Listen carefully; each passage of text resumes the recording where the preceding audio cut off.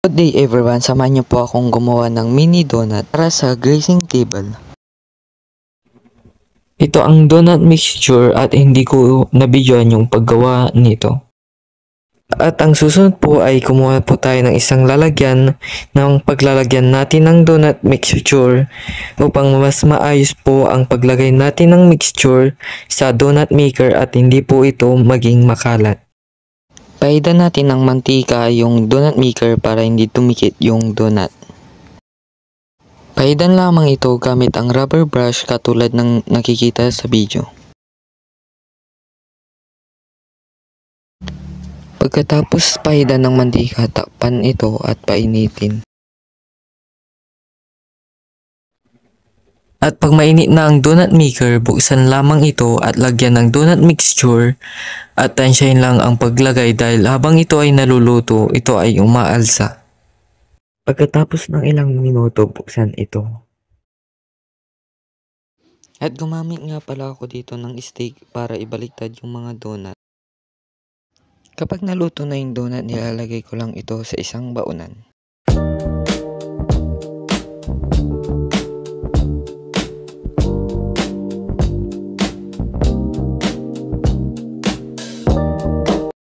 Samahan niyo po kami sa aming pagbabiyahe papunta sa Cabalayan Catering Resort, San Carlos City.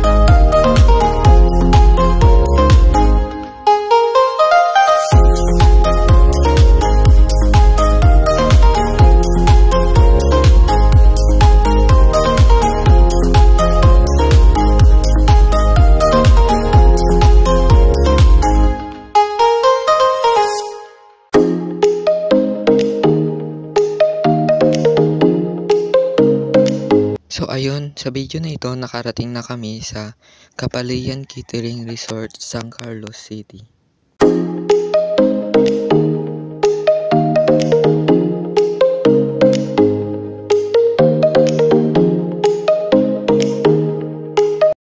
Sa hall na yan, dyan gaganapin ang event. So ayun, makikita nyo po sa video na tapos na po kami nag-sit up at makikita nyo rin po na mayroon kaming fruit soda at street food. Ayan po yung setup ng grazing table. Sa oras na ito, binuksan na nila ang grazing table at mga nasa 6 PM na nila ito binuksan. So ayun, gabi na at andito pa rin kami sa Kapalian Catering Resort. May natira pang mga pagkain kaya pinapaubos pa namin ito. Salamat sa panonood at sana nag-enjoy kayo.